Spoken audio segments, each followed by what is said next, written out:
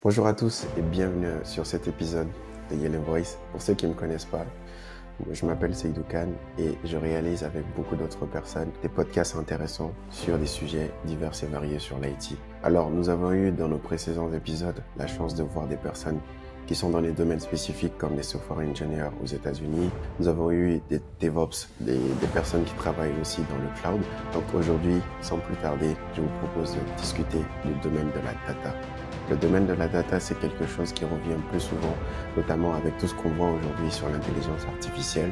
Nous avons la chance aujourd'hui d'accueillir quelqu'un qui sera une personne spécialisée dans la data, qui travaille dans le conseil, qui accompagne au quotidien les entreprises dans le domaine de la data, à les aider à mettre en place des solutions data et aussi un peu plus sur les sujets d'intelligence artificielle. Ça va être une discussion très intéressante sur des sujets qui sont des sujets d'actualité et même pour ceux qui ne sont pas dans la data. Ça sera aussi l'occasion de démystifier ce sujet pour que chacun puisse partir avec quelque chose d'intéressant. Sans plus tarder, je vous propose de commencer. Aujourd'hui, nous avons la chance d'accueillir Seydou Keita. Comme vous le savez, Yellow Voice, c'est le podcast qui accueille des personnes au parcours inspirant. Aujourd'hui, ça sera l'occasion de découvrir la data avec Seydou Keita. Donc, sans plus tarder, Seydou, bienvenue sur Yellow Voice. Et qu'est-ce que tu peux nous dire sur toi? Bonjour, monsieur Khan, mon homonyme. C'est un réel plaisir, au fait, de me retrouver sur ton podcast. C'est un grand plaisir. Et bonjour aussi à tous ceux qui nous écoutent d'ici et d'ailleurs. J'espère que cette interview, ça va apporter des éclaircissements sur le domaine de la data à tous ceux qui vont nous écouter. Alors, Seydou a eu un parcours principalement dans la data, hein, si on peut être vraiment explicite là-dessus. C'est que tu as déjà un diplôme d'ingénieur, donc tu es ingénieur de formation, et ensuite tu as commencé ta carrière dans le conseil. Après, tu es allé dans le domaine de la finance où tu as appliqué la data justement sur pas mal de domaines. Et après, tu es revenu dans le conseil. Aujourd'hui, tu es actuellement toujours dans le conseil. Donc déjà, un peu si tu peux revenir sur ce parcours, qu'est-ce qui t'a aiguillé vers la data? Parce qu'on se dit quand même que la data, c'est pas quelque chose, il y a 10 ans, c'était pas vraiment le domaine que tout le monde allait explorer. Qu'est-ce que toi, tu as vu dans la data et comment est-ce que tu as rencontré la data? Mon histoire avec la data, ça commence au fait en Tunisie après les études préparatoires. Donc j'avais eu une bourse d'études de l'État malien et ensuite je suis allé en Tunisie pour 2 ans de prépa et par la suite il fallait faire une école d'ingénieur. Donc après le concours, donc j'étais quand même trop focus info, j'aimais trop les trucs de programmation informatique et tout. Et télécom, c'était à l'époque, c'était vraiment la télécommunication qui était en vogue et tout, tu vois. Donc j'étais vraiment, j'envisageais cette carrière, en fait, une carrière dans tout ce qui est télécom ou informatique. Donc après le concours, du coup, je voulais aller à Subcom. Donc c'était une école, c'était la plus haute école de télécom en Tunisie. Bon, malheureusement, j'ai pas eu le rang requis et tout. Bon. Et après, je me suis renseigné sur l'école de statistique aussi qui était en Tunisie. C'est une école, ils combinent en fait un peu de l'informatique et de tout ce qui est statistique, mathématique. Et donc quand Amadou Kanté, j'ai interviewé au tout début, donc lui aussi il faisait Subcom. Donc il m'a dit ah ouais, le programme de cette école c'est à peu près on voit pas mal de choses qui sont en commun avec cette école. Et du coup de fil en aiguille j'ai opté pour cette école quoi.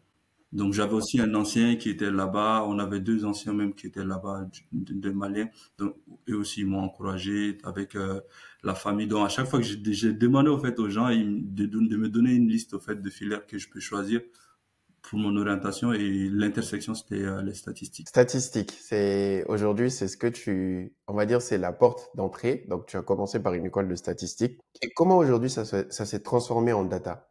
Donc après avec les années les noms changent il y a les nouveaux buzzwords qui sortent et du coup je pense que c'est un peu ça parce que avant c'était vraiment statistique. Notre école par exemple c'est l'école nationale de la statistique et de l'analyse de l'information et du coup c'est plus la base, c'est vraiment statistique. Maintenant, par exemple, il y a de l'anglicisme un peu dans les noms, donc on met data, data, data, data. Donc c'est un peu venu comme ça, mais il y avait de base quand même, c'est vraiment la statistique, quoi. C'est plus l'aspect programmation, je pense, à mon avis, euh, qui a été vraiment plus renforcé dans le domaine. Avant, les gens faisaient de la mathématique, statistique pure et dure.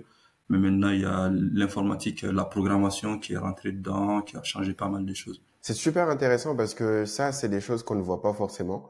Et beaucoup de gens, quand on parle de data, se limitent à l'utilisation aujourd'hui des logiciels, des frameworks et des modèles, alors que derrière, effectivement, le socle reste quand même mathématique. Donc, si on revient un peu sur ça, c'est super intéressant. Maintenant, entre ce que toi, tu as eu comme formation et comment ça s'est transformé, réellement en termes de carrière, comment ça s'est passé? Donc, tu as eu un premier stage effectivement dans le conseil. Donc, et après, qu'est-ce que ça consiste en quoi un premier niveau de stagiaire dans le conseil?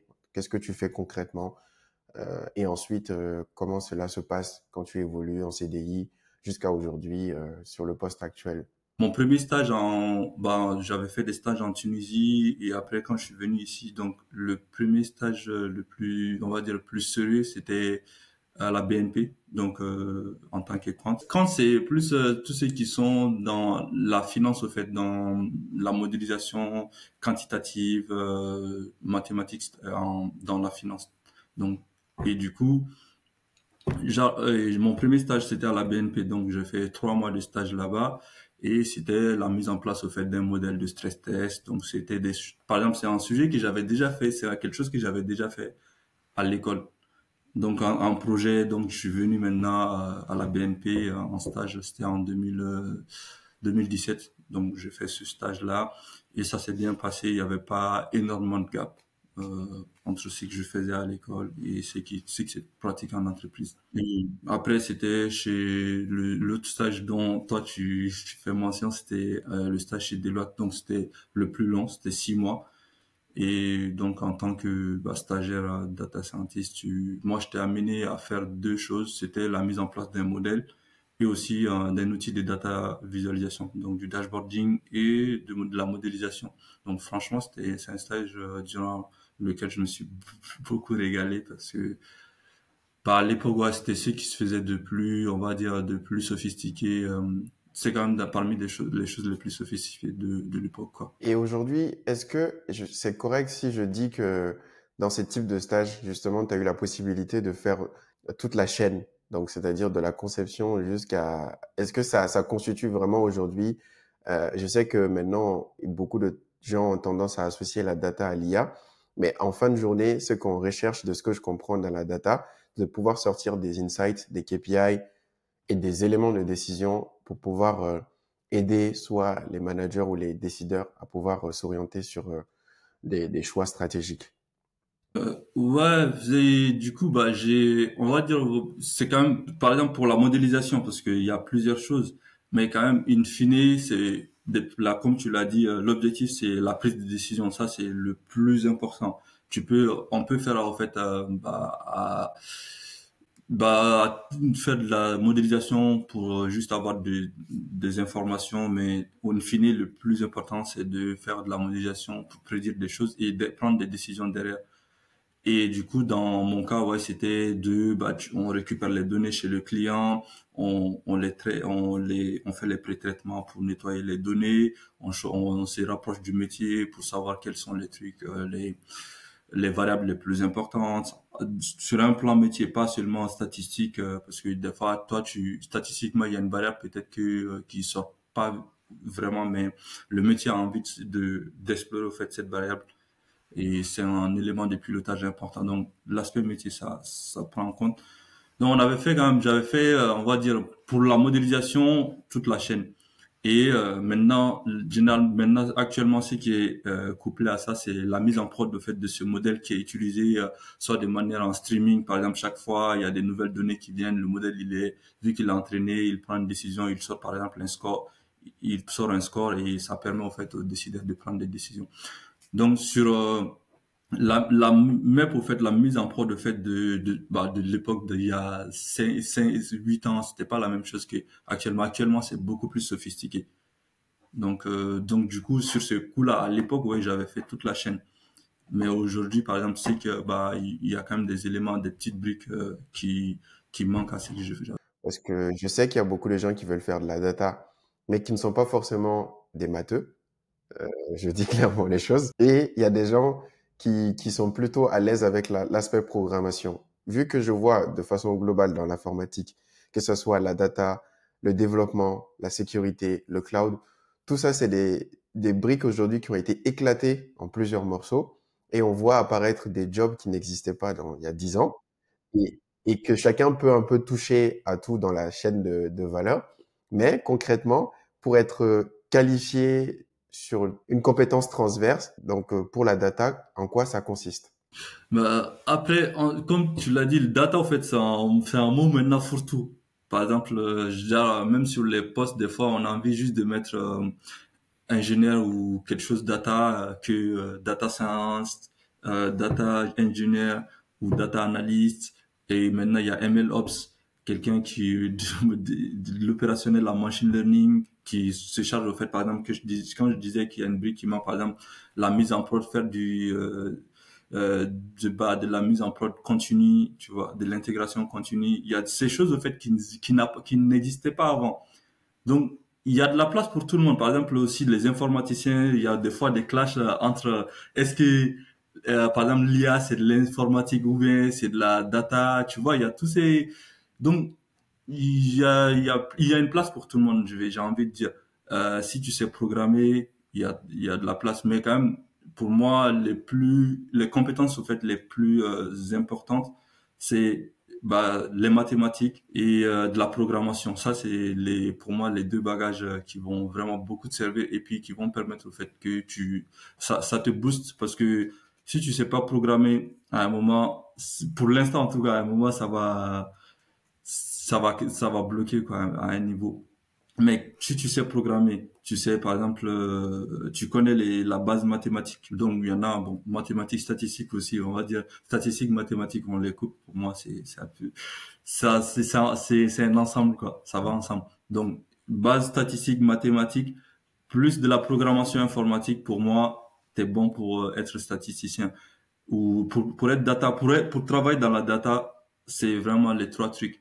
Maintenant, en fonction, en fait, de ce que tu veux, tu peux orienter au fait ta carrière. Par exemple, ceux qui sont en data engineering, le bagage logiciel, bagage programmation logiciel et tout, génie logiciel, c'est beaucoup plus important que le bagage statistique. Ceux qui sont en data analyst, t'as pas besoin en fait d'une connaissance aussi poussée en mathématiques.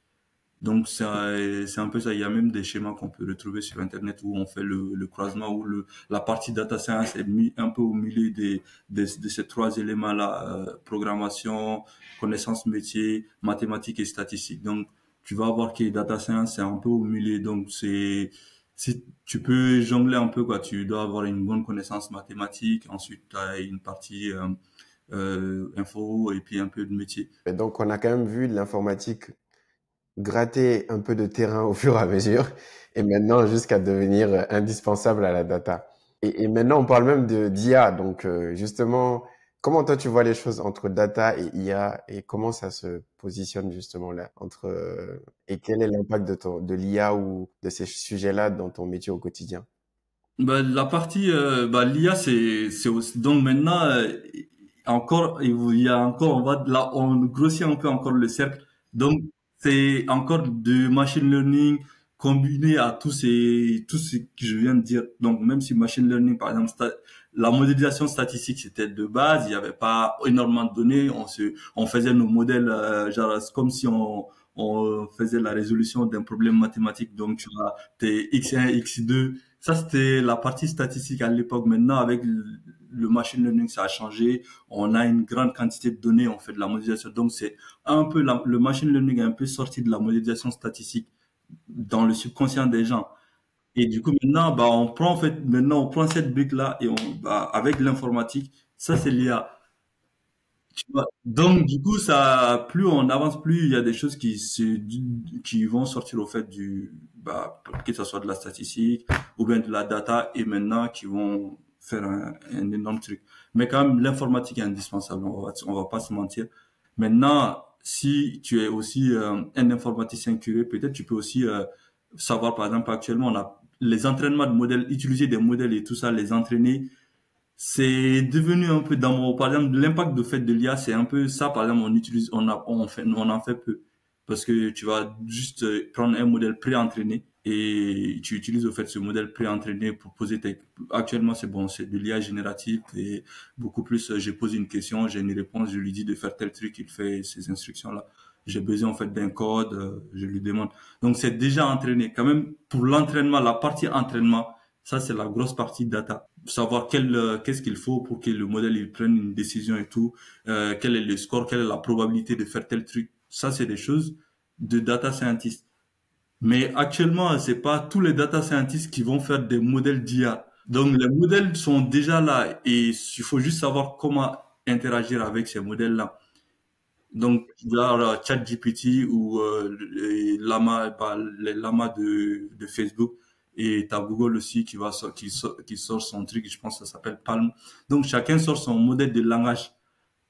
Et du coup, toi, maintenant, c'est plus, tu récupères en fait ce modèle et tu utilises dans ta situation, quoi. Mais bon, je commence un peu à aller, ça commence à être énorme. Donc, je sais pas comment sur les prochaines années ça va se profiler, mais je pense que, comme tu l'as dit, chacun a sa place dans la data. Et justement, en termes d'évolution aujourd'hui, est-ce qu'on peut faire une, une hiérarchie entre ces différentes compétences, c'est-à-dire dire que il y a la possibilité de passer analyste, ingénieur et data scientist, ou bien c'est trois carrières, trois parcours complètement différents. Pour quelqu'un qui commence dans la data, en termes de carrière et d'évolution, qu'est-ce qui est possible? Je pense qu'avec les années, par exemple, avant, il y avait une hiérarchisation. Par exemple, quand j'ai commencé l'école d'ingénieur là en stade, le truc le plus, on va dire, attrayant, c'était dire, ouais, je suis business analyst. Tu vois. Ça, c'était un truc, ouais, je suis business analyst, je fais du BI, c'est business intelligence et tout. C'était quelque chose de trop valorisant. Après, il y a eu, au fait, data scientist, oui, data analyst, data engineer. Donc, data engineer aussi, c'était un truc, très intéressant. Et data scientist, je pense, il y a 3, 4 ans, c'était vraiment le côté un peu scientifique de la chose. Ils sont avec les modèles, c'est eux qui font l'aspect mathématique pur de la chose. Et data analyst, c'est eux qui vont faire peut-être plus du dashboarding, des rapports, de la visualisation. Et data engineer, c'était plus mettre à disposition les données. Et quelqu'un pouvait faire tous ces trucs-là. Tu dis, je travaille parce que les entreprises il y avait pas énormément de choses à faire. Mais maintenant, une entreprise, on a une segmentation en fait de ces différents jobs. Il y a avant, il y avait un peu de pipeline en mode, tu peux être data analyst, ensuite, tu commences par peut-être data analyst, ensuite tu évolues vers data scientist ou vers de data engineer, tu évolues vers data scientist. Donc, c'était data scientist qui était au bout. Mais maintenant, il y a plus ce côté-là. C'est plus, je veux faire ça, donc je commence peut-être en tout cas, data analyst, on va dire, c'est un peu, on va dire, c'est moins, c'est plus accessible, on va dire, c'est plus accessible que les deux autres. Donc, généralement, les gens, ils peuvent commencer par data analyst et évoluer vers ces trucs-là. Et je sais que peut-être, par exemple, il y a des postes prompt engineering qui sortent maintenant. C'est comme savoir correctement demander une information à des liens génératifs. Donc, peut-être tu peux commencer peut-être par des choses comme ça, on va dire moins sophistiquées et aller vers des choses plus sophistiquées, quoi. Donc, c'est comme ça que moi je vois la chose. J'essaie vraiment de comprendre pourquoi les entreprises payent aussi cher les data scientists. À la sortie d'école, je pense que ouais, les data scientists, il y avait à l'époque, c'était un peu plus rémunéré, par exemple, que quand tu sors au même profil qu'un informaticien à l'époque. Mais je pense que maintenant ça commence peut-être à changer ça.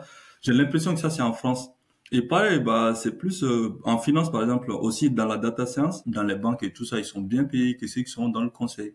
Et ouais, si tu es dans le conseil, il faut faire du conseil pour des entreprises en finance. Donc, pour moi, les entreprises, ils payent parce que c'est quelque chose quand même, à la fois, il y a par exemple, il y a de l'argent à se faire. C'est des choses qui vont beaucoup les aider. Et actuellement, c'est le terrain de jeu de toutes les entreprises. T'as pas une équipe data, t'es une grande entreprise, t'as pas une équipe solide de data. C'est un master, au fait. Il faut vraiment l'avoir tout le monde là, quoi. Donc, il faut avoir ce truc-là et c'est vraiment utile pour les entreprises.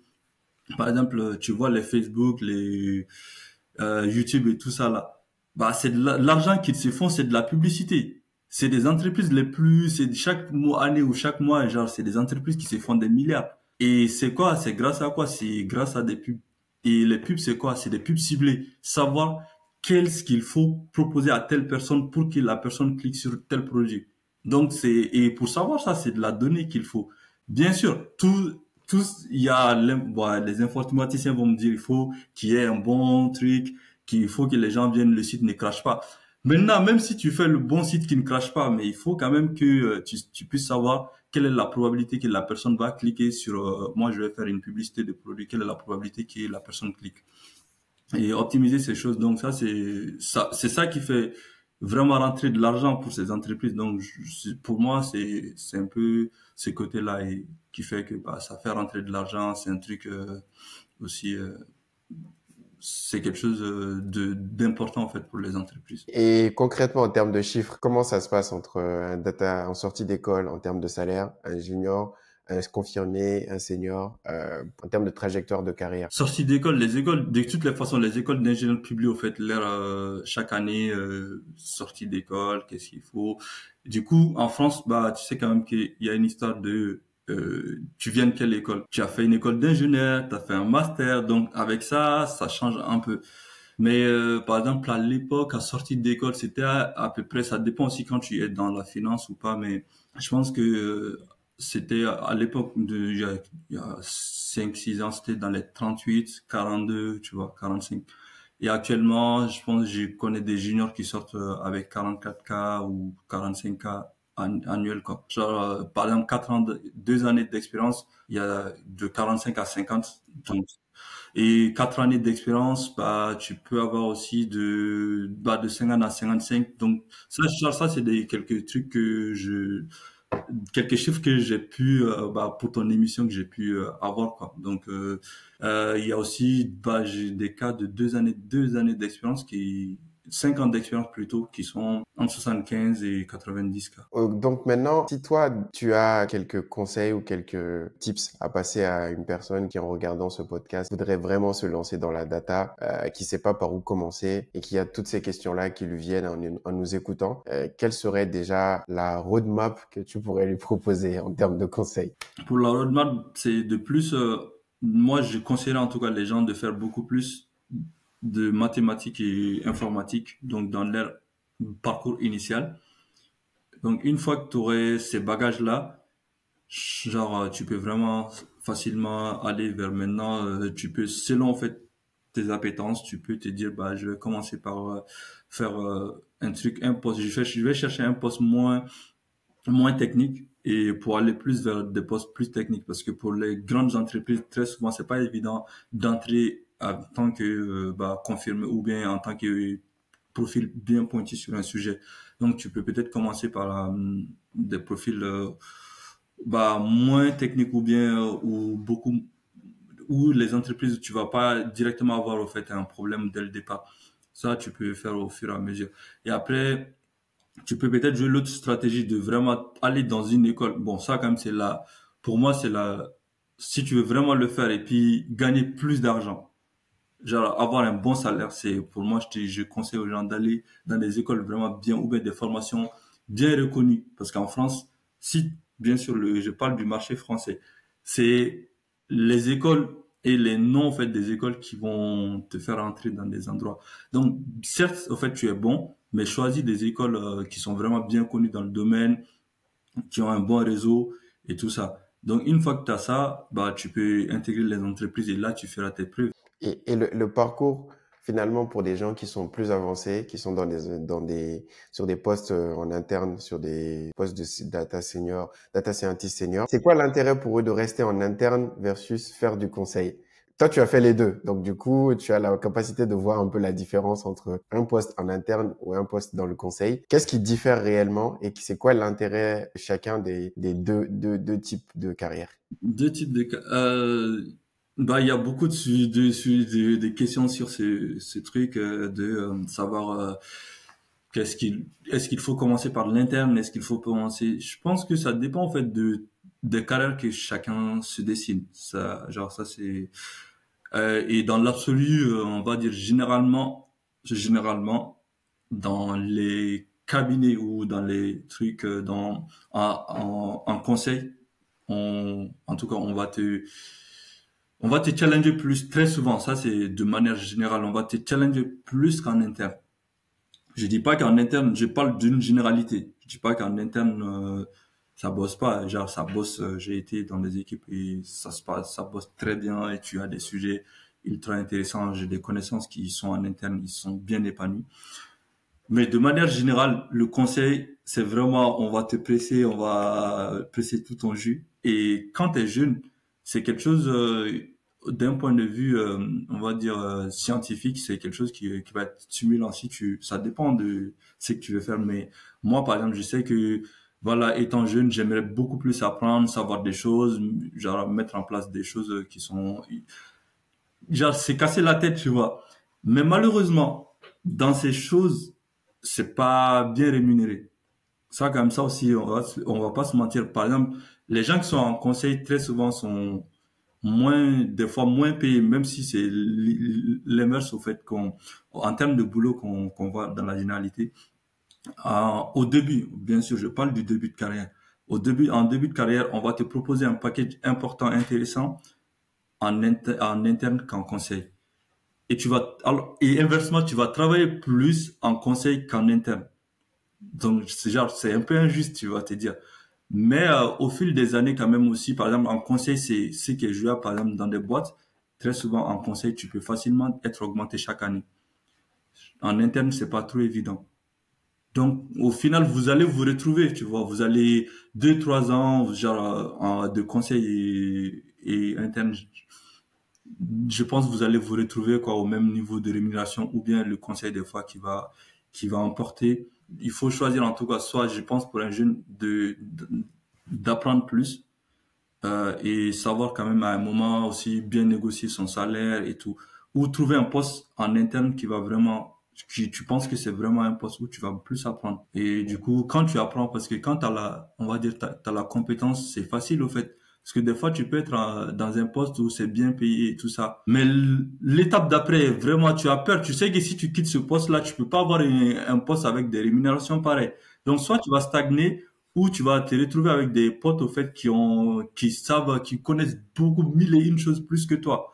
Et facilement, tu te retrouves au placard, tu vois. Donc, ça, il faut faire gaffe à ça, quoi. Et le côté qui va peut-être gommer ça et que j'ai vu, c'est plus quand tu as un bon bagage mathématique, genre de ces trucs, la scientifique, globalement, tu peux facilement switcher. Tu sais que tu peux apprendre au fait de nouvelles choses. Peut-être que tu as pris le train en retard, mais tu vas te donner à fond et tu fais une sorte de reconversion interne. Par exemple, dans le domaine de la data ou bien en informatique, tu peux faire facilement ça. Mais quelqu'un qui n'a pas un bagage scientifique, c'est compliqué pour lui de se réinventer. Donc, toujours moi, en tout cas, je conseille les jeunes d'aller vers des choses scientifiques et de nos jours, c'est vraiment, ça paye, quoi. Ça paye et ça peut faire, ça te donne une polyvalence et pluridisciplinarité de ouf. Ok, moi j'ai quelques questions. On va commencer par la moins sympa. Est-ce que si tu rencontrais le Seydou d'il y a 10 ans, allez, qu'est-ce que tu lui dirais? Bah, je lui dirais que de pas hésiter, ses hésitations par rapport à bah les choix qu'il a effectués pour sa carrière, il avait pas hésité. Et tu as des hobbies en dehors de la data, en dehors de manipuler les données, est-ce que tu as d'autres hobbies? Sur les hobbies, bah peut-être si tu peux prendre quelque chose, c'est vraiment la musique, tu vois. C'est quelque chose quand même que voilà, je suis beaucoup fan de la musique et de la musique un peu hip-hop, rap et tout ça, c'est un peu plus moi. C'est qui ton dernier artiste, le dernier album que tu as terminé? L'album de Future avec Metro Booming.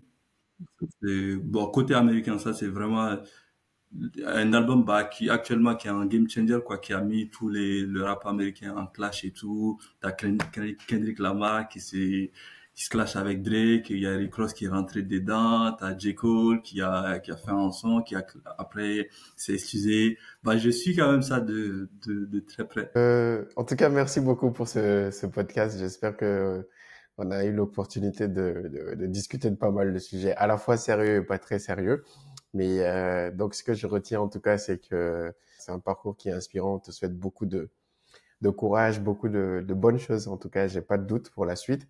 Et donc, je te laisse le mot de la fin pour conclure ce podcast. Bah, le mot de la fin, bah, je remercie tous ceux qui nous écoutent. Un grand merci à tout le monde. Et Yelentik, bon, Yelen Voice, le projet, c'est vraiment, tu tiens quoi, tu tiens et ça fait plaisir. Merci à toi et j'espère que ça va être utile de participer à cette émission. Et si je peux être utile en quoi que ce soit pour éclaircir des choses, aider des gens qui sont dans le besoin sur des questions, des sujets, bah, je suis là, je suis disponible. Top. Merci encore, Seydou. Et on se dit à bientôt. Merci.